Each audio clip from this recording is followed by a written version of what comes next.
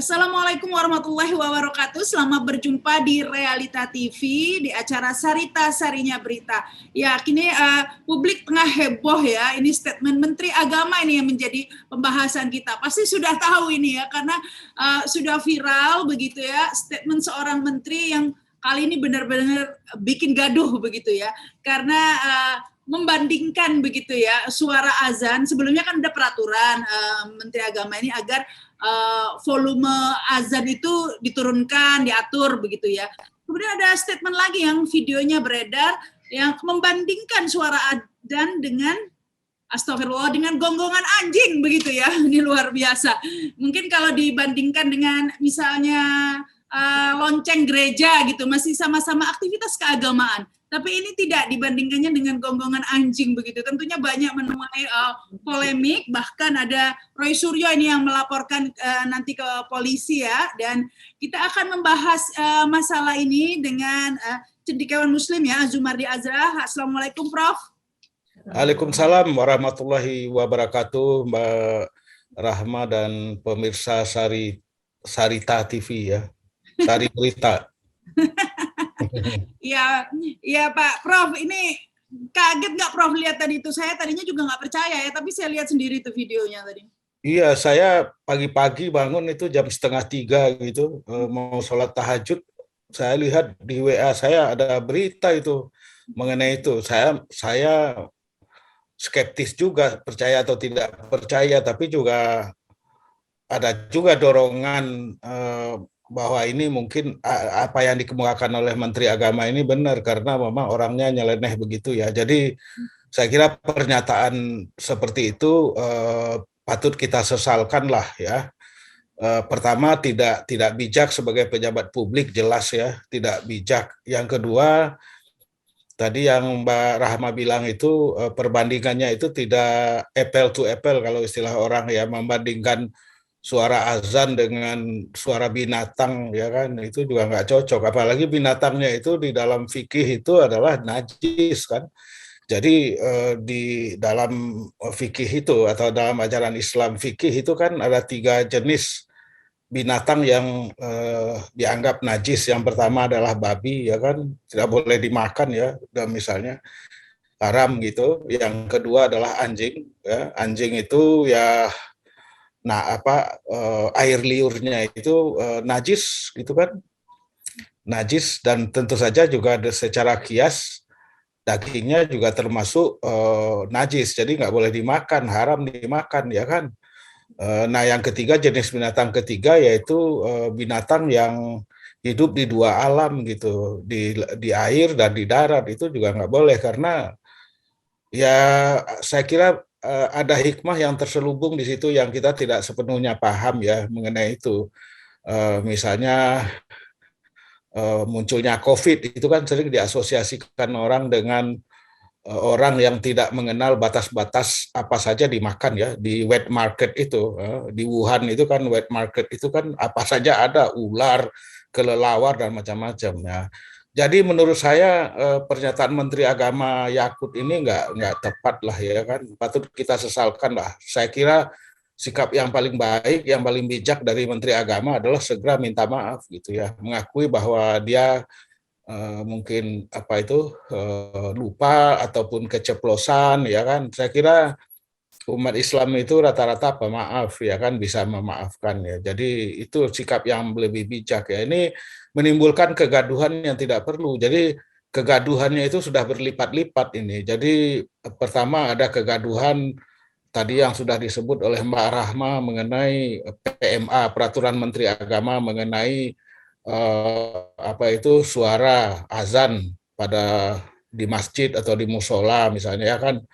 Sebetulnya ini juga tidak perlu ya, menurut saya sih, karena itu sudah diatur tahun 78 kalau nggak salah oleh peraturan Dirjen Bimas Islam, itu sudah ada itu.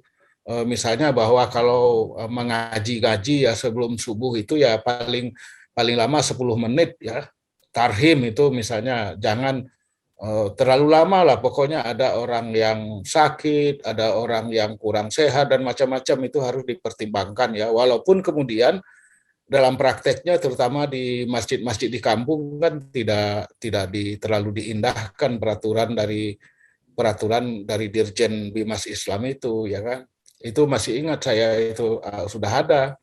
Kemudian juga ada peraturan himbauan atau semacam itulah, edaran dari Dewan Masjid Indonesia, Pak Yusuf Kala, ya kan, juga mengimbau supaya jangan berlomba lah di dalam mengaji pagi-pagi subuh-subuh ataupun azan, ya kan.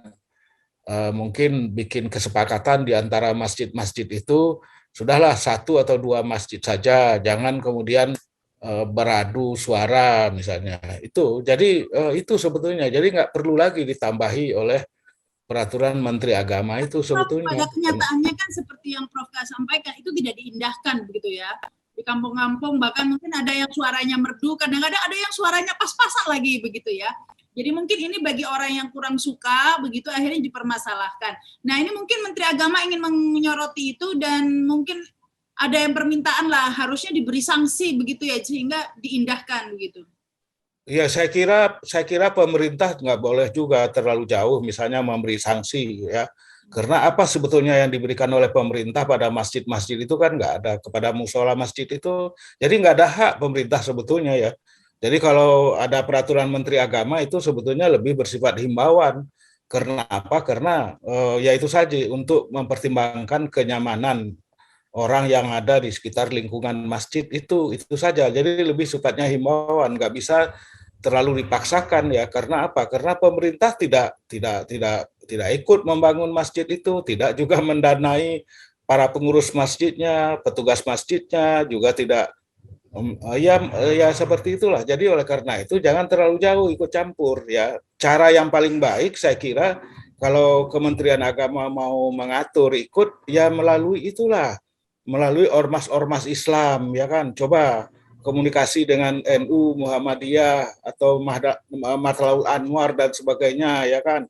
Itu harusnya. Yang kedua, saya kira juga harus kalau perlu dilakukanlah semacam simposium atau pelatihan para pengurus masjid misalnya, ya kan. Itu bisa oleh misalnya Kanwil Kementerian Agama yang ada di tingkat kota dan kabupaten itu bisa menyelenggarakan, ya kan, daripada misalnya membuat peraturan-peraturan, ketentuan-ketentuan yang isinya itu cuma bikin gaduh, ya kan, apalagi ditambahi dengan pernyataan membandingkan azan dengan suara anjing, ya misalnya kayak begitu itu kan, maaf itu saya harus menyatakan itu, ya maaf, Maman dia menyatakan begitu, ya, apalagi dibandingkan dengan hewan yang sekali lagi itu dianggap najis, dinyatakan najis di dalam fikih gitu ya. Jadi kalau kita kejilat sama anjing, ya kan, itu harus dicuci 7 kali, satu kalinya dengan tanah, ya, dengan sabun, ya kan. Kalau sekarang mungkin kalau nggak ada tanah, ya mungkin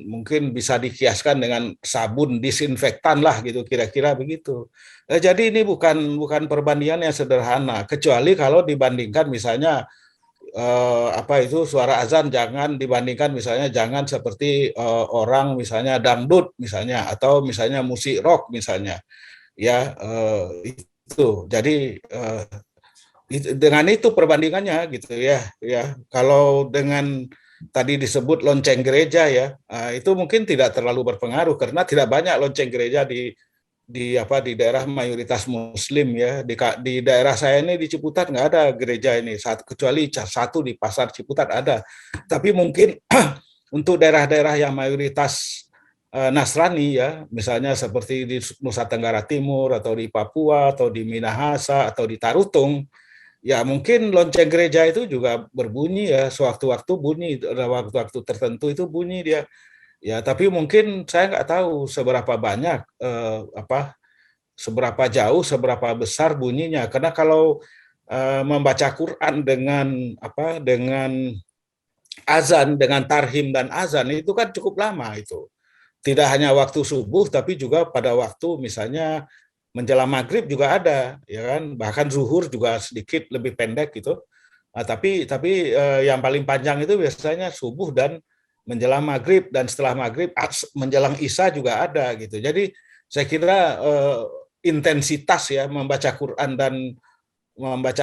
dengan tarhim dan azannya itu di masjid itu jauh lebih panjang dibandingkan dengan lonceng gereja. Pasti itu menurut saya sih. Lonceng gereja kan paling paling loncengnya aja bunyi beberapa menit gitu kan. Paling itu. Jadi oleh karena itu juga tidak sepadan juga dibandingkan gitu menurut saya sih ya. Karena memang membaca Quran, kemudian tarhim dan kemudian azan itu memang memang paling mungkin bisa sampai 10-15 menit yang kita alami ya di lingkungan saya ini, tempat saya ini begitu. Tiap pagi itu sekarang ini jam 4:15 udah mengaji dia. Padahal atau 4:10 udah baca Quran dia, padahal azannya itu baru 4:25 gitu ya. Tadi pagi saya lihat begitu. Oh, ini 4:25 ini lebih cepat nih maju. Kemarin-kemarin masih 4:35 gitu baru azan. Nah, jadi itu saya kira Tapi hanya yang berkomentar itu haruslah. Halo? Ya, banyak yang berkomentar ini Prof. Sebenarnya ya pastilah ada yang suka, ada yang tidak, ada yang merasa terganggu, ada yang malah justru menikmati, ada yang ini pastilah ada yang seperti itu ya. Tetapi seberapa jauh sih ini mengganggunya karena sampai ada meme yang macam-macam. Loh ini kenapa sih kok ujuk-ujuk dibahas lagi sekarang padahal orang minta turunin harga sembako kok malah diturunin volume azan ini. Kan banyak itu memenya.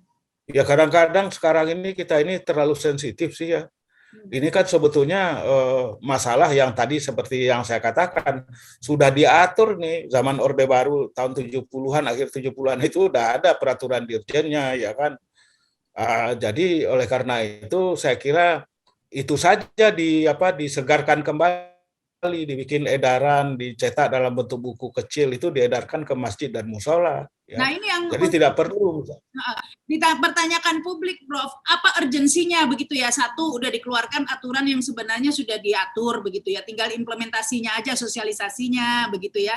Mungkin diingatkan kembali ke masyarakat begitu karena sudah ada peraturannya. Tetapi selain itu, Dok, Prof sudah diatur, kemudian dikeluarkan aturan lagi, kemudian keceplosan yang gimana ya, kalau orang Islam saya yakin semua tahu lah kalau anjing itu najis, semua orang Islam tahu, apalagi agama begitu kan. Iya, ya pastilah tahu itu, karena fikih kita itu pertama-tama kali kan fikih berwudu ya kan, kitab taharoh itu dalam kitab fikih, bab pertama itu tentang taharoh. Taharoh itu apa ya, bersuci dari najis ya kan, najis besar dan najis kecil. Nah anjing itu termasuk najis besar. Ya kan? Sampai kemudian kalau kita dijilat oleh anjing, maka kemudian harus dicuci 7 kali. Ya. Dan salah satu kalinya itu harus dengan tanah, kalau dulu pasir gitu ya. Dulu, kalau sekarang mungkin saya nggak tahu, mungkin bisa dikiaskan pakai sabun disinfektan misalnya. Padahal ya, kalau dibilang apple to apple juga apa maksudnya ya sama aja, nggak banyak juga anjing yang menggonggong banyak sampai lama begitu juga. Banyak orang punya anjing di Jakarta, banyak sekali orang punya anjing. Ya. Banyak. Tapi nggak ada yang mengganggu sampai menggonggong, nggak ada. Semalam juga ada anjing lepas itu ke depan rumah saya, nggak menyalak dia, dikejar sama security, nggak menyalak apa-apa dia. Jadi saya nggak tahu maksudnya itu anjing yang kayak apa gitu ya, karena juga banyak anjing yang sebetulnya anjing jinak ya kan. Tapi juga tentu saja juga banyak anjing yang bisa dilatih untuk mencium, mengendus narkoba juga ada ya kan, seperti itu diperlukan oleh polisi gitu. Tapi dalam konteks perbandingannya dengan azan, saya kira ya nggak tepat lah, sama sekali nggak tepat gitu ya. Meskipun anjing bisa juga, anjing itu bisa. Kalau dikatakan keceplosan ini gimana ya, rasanya sulit masuk di akal begitu loh Prof. Makanya sampai ada yang mengadukan ke polisi menganggap ini pelecehan begitu Pak. Iya, itulah yang tadi pagi kepikir sama saya ya kan, kalau pertamanya saya berpikir jangan-jangan ini salah kutip ya kan, saya tunggu, tapi juga saya sempat berpikir jangan-jangan memang ini Menteri Agamanya memang sengaja tidak keceplosan ya kan, kalau melihat pembawaannya, pernyataan-pernyataannya selama ini ya kan, pembawaannya gitu ya, mungkin besar kemungkinan bukan keceplosan, tapi memang sengaja dikeluarkan pernyataan seperti itu. Bisa jadi ya, kita tahulah bahwa kita bisa membaca karakter orang kan dari pertama, apalagi pejabat publik kita tahulah kemana kecenderungannya, bagaimana dia cara bertutur, bercakap gitu ya, bagaimana pernyataannya ke arah mana, itu bisa kita baca semua. Oleh karena itulah saya sempat juga menduga-duga, tapi semakin siang tadi pagi itu kan semakin banyak beredar ya kan, termasuk rekamannya itu yang dia lagi bicara. Jadi susah bagi kita untuk mengatakan itu misalnya hasil rekayasa, misalnya hasil rekayasa video misalnya, nggak mungkin lah kan. Apa masa itu rekayasa video Juga sih? panjang itu ya, bukan satu dua kata begitu ya. Dibilang keceplosan bukan satu dua kata juga begitu ya.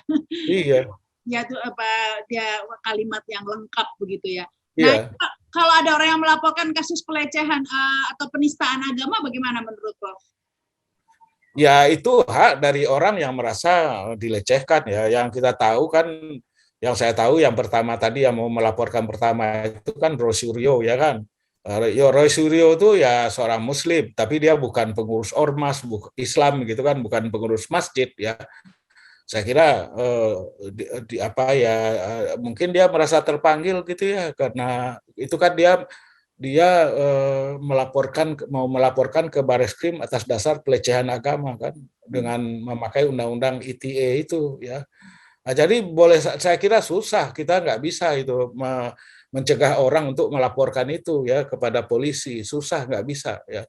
Saya kira juga mungkin misalnya wakil apa itu pengurus teras lah ya MUI, Kiai Haji Muhyiddin ya, Junaidi juga mau melaporkan ke polisi itu kan ya. Seharusnya kan Menteri Agama itu dekat, tidak konflik dengan MUI kan, harusnya begitu, dengan ormas Islam ya kan harusnya. Nah, tapi yang terjadi kan keadaannya seperti itu, sampai MUI juga bukan satu dua orang yang berbicara ya, yang bicara dari pengurus MUI itu ada yang Muhammadiyah latar belakangnya, ada yang NU juga ya kan. Saya tahu misalnya Kiai Haji Khalil Nafis itu kan dia termasuk Nahdien ya kan, tapi dia juga ikut apa ya, ikut inilah tersinggung sekali dengan pernyataan seperti itu. Nah, iya ini karena ya tadi itu Prof karena sudah jelas sekali. Kalau dulu kan Presiden Jokowi pernah blunder juga, keliru juga ya ketika menyebut Bipang Ambawang untuk oleh Idul Fitri. Tapi itu masih mungkin saat itu Jokowi tidak tahu bahwa Bipang itu adalah babi, mungkin tidak mengerti karena namanya tidak familiar. Tapi kalau soal anjing ini tidak bisa dikatakan tidak tahu begitu ya. Iya. Tahu begitu. Iya, seorang Muslim ya, walaupun dia bukan aktivis ormas ya, itu soal pengetahuan dasar itu. Pengetahuan dasar tadi yang saya sebut itu, kalau mau sholat pasti harus berwudu ya kan. Berwudu itu apa? Yaitu mensucikan diri dari najis, ya, hadas besar, hadas kecil ya kan. Nah, termasuk najis itu adalah anjing. Jadi misalnya kita mau sholat, tapi kemudian tadi itu misalnya entah bagaimana kita dijilat oleh anjing misalnya, ya kita harus bersuci dulu ya kan, menyuci dulu 7 kali itu ya. Di situ tidak ada pertanyaan, nggak boleh tanya macam-macam. Sehingga orang kemudian beranggapan ini sebagai sengaja gitu. Pertanyaan selanjutnya, kenapa? Kalau sengaja sih saya nggak berani mengatakan ya, itu di dalam hati ya, saya nggak berani mengatakan bahwa mungkin ini begitu disengaja ya. oleh Kalau Menteri Agama. dipikir Cuma logika mungkin begitu loh. dia mungkin saya kira ceroboh membandingkan azan dengan binatang ya kan, suara binatang itu kan nggak cocok ya. Mungkin iya, karena ya dari segi logika, dari segi satunya binatang najis, kedua juga jarang ada anjing yang benar-benar menggonggong, mengganggu itu juga nggak ada gitu ya di Jakarta. Tetangga saya ini semua punya anjing juga, kok saya nggak pernah dengar anjingnya gonggong-gonggong sampai yang berbarengan. Nggak ada, memang tidak ada sih ya. Yang sering berisik itu malah itu kucing kampung ya. Atau dangdutan, benar dangdutan kalau ada mantu kawinan atau senam biasanya senam ibu-ibu itu juga musiknya kenceng banget ya, itu mungkin ya senam ibu-ibu itu mungkin musik. Tapi kalau anjing saya nggak pernah ada dengar anjing yang menggonggong. Nah, yang menjadi pertanyaan dari segi logika, meskipun kita tidak tahu apa isi hati Menteri Agama ya, tapi dari segi logika itu rasanya tidak mungkinlah keceplosan begitu dari segi logikanya seperti itu. Nah, makanya tadi saya bilang itu mungkin terkait dengan memang pembawaan dia, karakternya, yang kalau kita mati sejak waktu yang lama ya, sebelum jadi Menteri Agama, memang kecenderungan karakter seperti itu ada ya kan. Jadi oleh karena itu saya kira tidak terlalu pas kalau kita bilang itu sebagai keceplosan, apalagi kemudian kan dia sebut soal binatang itu kan di dua kesempatan kan, dalam video itu 2 kali, di awal dan kemudian juga diulangi lagi menjelang akhir, itu yang saya simak seperti itu ya. Jadi bukan. Nah, yang menjadi pertanyaan saya kira-kira apa ya tujuannya begitu? Orang jadi menerka-reka, ini kok seperti memancing kegaduhan begitu ya. Nah, orang jadi bertanya, untuk apa memancing kegaduhan? Karena kan situasi politik juga sedang banyak, memang sudah gaduh. Apa ini pengalian isu begitu ya? Barusan ada kan Muhaimin Iskandar mencetuskan agar pemilu diundur, kemudian ada isu-isu lainnya, JHT, BPJS. Ini kan orang langsung kan yang spekulasi apa ini sengaja untuk pengalihan isu atau bagaimana? Saya kira enggak, ya saya kira bukan. Kalau saya sih enggak percaya apa itu sebagai pengalihan isu ya. Tapi memang saya kira lebih didasarkan pada Menteri Agama yang tidak bisa menahan diri ya, terlalu bersemangat, seolah-olah ingin memaksakan supaya peraturan Menteri Agama mengenai pengaturan suara itu ya, suara azan atau apa speaker itu terlalu bersemangat dia ya kan. Tapi Padahal kok kesannya ini sudah adem-adem, sudah agak gaduh, tapi kok kesannya umat Islam digelitikin terus gitu loh, Prof ya. Sebelumnya ada wayang begitu ya, Khalid Basalamah pidatonya 3 tahun yang lalu dikeluarkan, kemudian dilaporkan, terus ada Gus Miftah begitu kan, kayak digoreng, digelitikin terus lah umat Islam ini. Kenapa sih, Prof? Ya, kalau saya sih melihatnya, yang saya juga apa namanya, kita jangan terlalu overreaktif lah umat Islam ini ya kan. Menurut saya jangan overreaktif dan jangan terlalu merasa bahwa kita ini selalu disibukkan, dipinggirkan atau diganggu ya kan. Saya kira kita tanggapi aja biasa-biasa saja, terutama kalau soal wayang ya. Soal wayang itu saya kira ya tidak usah terlalu dianggap terlalu serius lah gitu ya. Jadi apalagi tadi yang disebut ya. Tapi kalau soal ini azan dibandingkan dengan gonggongan itu memang sangat mengganggu ya. Beda dengan soal wayang ya. Soal wayang. Jadi saya kira dalam soal wayang itu memang ada orang yang kalau paham Wahabi, Salafi, memang nggak bisa menerima wayang dia. Ada, ya kan? Ada, tapi itu bukan sesuatu hal yang baru, sebetulnya udah lama. Orang Wahabi itu anti wayang sudah dari dulu. Jadi ya saya kira jangan kemudian kita merasa terpojok gara-gara isu wayang itu ya. Jadi saya kira begitu aja. Jangan oversensitif itu aja dalam hal-hal yang sebetulnya tidak perlu terlalu sensitif. Tapi seperti apa ya, dipancing kegaduhan terus-menerus begitulah ya, habis sebelah itu, kemudian ini sekarang ada lagi begitu ya, yang kalau yang ini juga pasti memancing kegaduhan ya, karena terlalu obvious gitu. Iya, memang selalu akan ada itu memang selalu akan ada. Menurut saya sih akan selalu ada. Jadi oleh karena itu ya kita harus mempersiapkan sikap mental kita supaya jangan bereaksi berlebihan ya. Ya bereaksi berlebihan, kita boleh tidak suka, boleh memprotes, tapi jangan kemudian ini dipandang sebagai bahagian dari misalnya untuk memojokkan umat Islam, menyingkirkan umat Islam, membuat umat Islam itu selalu sibuk gitu ya dengan isu-isu yang seperti itu. Jadi jangan terlalu dibawa terlalu sensitif gitu ya, menurut saya sih ya. Ya itu aja intinya ya. Kita akan selalu menghadapi masalah ini dari waktu ke waktu, apalagi zaman sekarang ini, zaman media sosial ada saja ya kan. Nah, kalau semuanya kita hadapi dengan tensi tinggi, kemarahan yang sangat tinggi, ya akhirnya kita kemudian abai pada masalah-masalah yang lain. Kalau apa yang dilakukan Menteri Agama ini tidak segera diluruskan, tentu ini akan menjadi presiden buruk ya untuk kemudian melecehkan atau menistakan suatu agama. Ya, saya setuju. Tadi juga udah saya katakan, saya anjurkan kepada Menteri Agama supaya mencabut pernyataannya itu, ya kan, kemudian mengakui kesalahannya dan minta maaf, ya kan.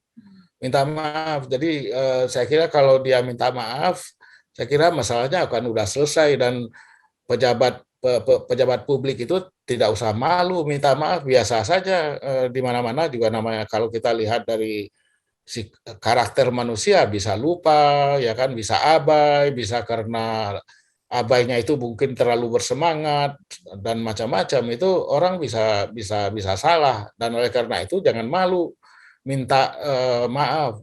Tapi dari segi Bahkan edukasi, mungkin dari segi edukasi ke masyarakat mungkin Prof kesannya kok ya udah nggak apa-apa berbuat salah nanti minta maaf, nanti berbuat ngaco-ngaco lagi gitu ya, ngomong statement ngaco-ngaco lagi nanti minta maaf lagi, karena ini kan terlalu, tadi itu saya bisa dikatakan kalau orang menilai ya terlalu ngaco lah harus dikatakan.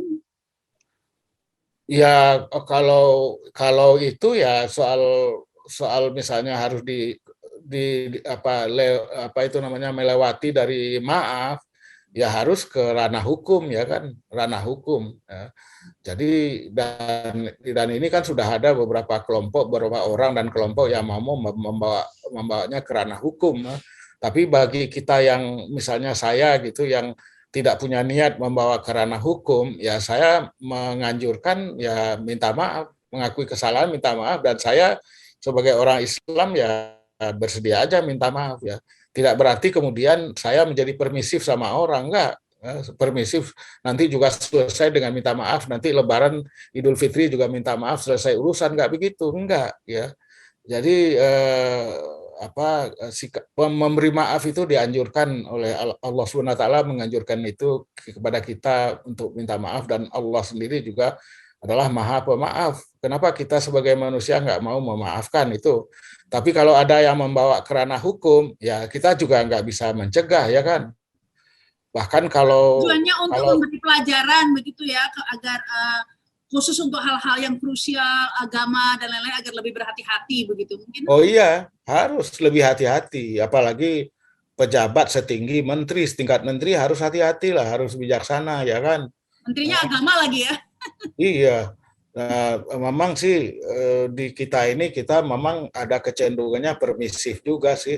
Kadang-kadang sering juga kita kalah ya dibandingkan dengan orang yang sebetulnya bukan tidak beragama atau agamanya tidak dijalankan. Misalnya orang Jepang.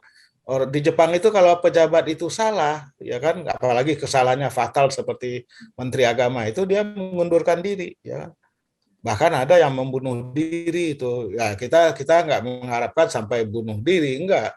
Nah, tapi saya kira kita belajar sportif ya dari orang Jepang. Kalau salah, kesalahannya itu kesalahan yang fatal, ya sudah, mundur dari tugas, dari kewajibannya. Itu saya kira lebih baik bagi publik, lebih baik juga bagi pemerintahan ya, kabinet itu saya kira lebih baik ya.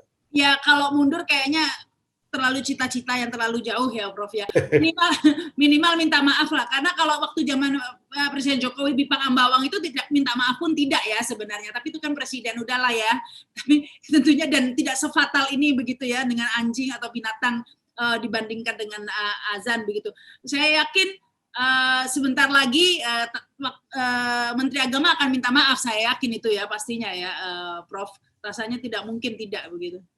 Saya nggak tahu ya soal yakin atau tidak itu, wallahu a'lam ya. Tapi memang saya kira salah satu dari kelemahan yang kita hadapi dalam hidup berbangsa bernegara itu adalah kita kurang courtesy ya. Courtesy itu kurang, misalnya kalau salah minta maaf, kalau dibantu orang berterima kasih, misalnya nggak ada. Kita jarang, orang kita bantu jarang berterima kasih, ya kan? Dan kalau bersalah jarang minta maaf. Ini bandingkan dengan masyarakat lain yang bukan orang Islam lah, katakanlah di Amerika atau di Eropa atau di Jepang, ya kan, kalau salah mereka cepat minta maaf, dan kalau dibantu cepat dia, kalau di Jepang itu cepat dia bilang arigato gozaimasu, ya kan.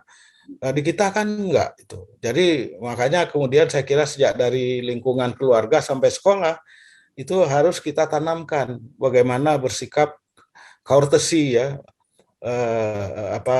Kalau dalam ungkapan kearifan lokal kita itu yang baik budi, yang baik bahasa, ya kan. Itu baik budi, baik bahasa, itu yang sering dikemukakan oleh para orang tua kita zaman dulu gitu. Baik. Yang pasti Yang pasti saat ini saya tidak lupa mengucapkan terima kasih ke Profesor Azmardi Azhar. Terima kasih. Terima kasih. Ya, sama-sama. Ya, mudah-mudahan. Terima kasih juga ya yang sudah menyaksikan tayangan ini. Jangan lupa subscribe dan komen begitu ya.